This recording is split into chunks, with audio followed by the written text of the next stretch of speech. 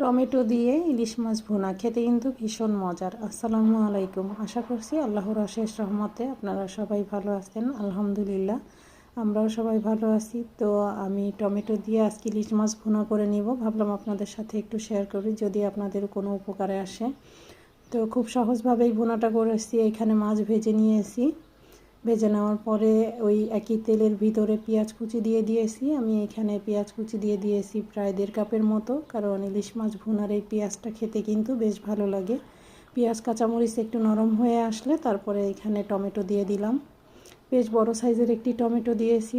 যদি টমেটো বেশি পছন্দ করেন তাহলে এখানে আরও একটি টমেটো দিয়ে দিতে পারেন।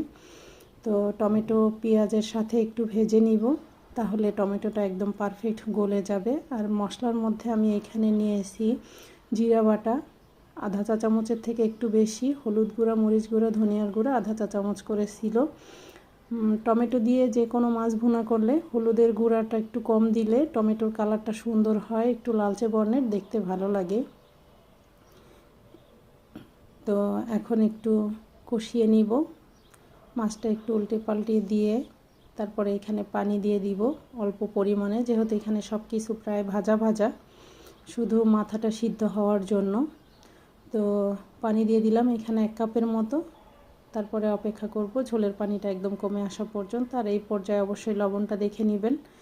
আমি এইখানে এখন স্বাদ মতো একটু ধনিয়া পাতা দিয়ে 5 মিনিট জাল করব, তারপরে চুলার আঁচটা অফ করে দিব। গরম ভাতের সাথে খেতে কিন্তু ভীষণ মজা হয়। আশা করছি আপনাদের কাছে ওর রেসিপিটি ভালো লেগেছে। যদি ভালো লাগে তাহলে ভিডিওতে একটি লাইক দিবেন, পেজটিতে ফলো দিতে পারেন। আর এই একই নামে আমার একটি ইউটিউব চ্যানেল আছে, যদি ভালো লাগে তাহলে সাবস্ক্রাইব করবেন। ভালো থাকবেন। আজকে এই পর্যন্ত। আল্লাহ হাফেজ।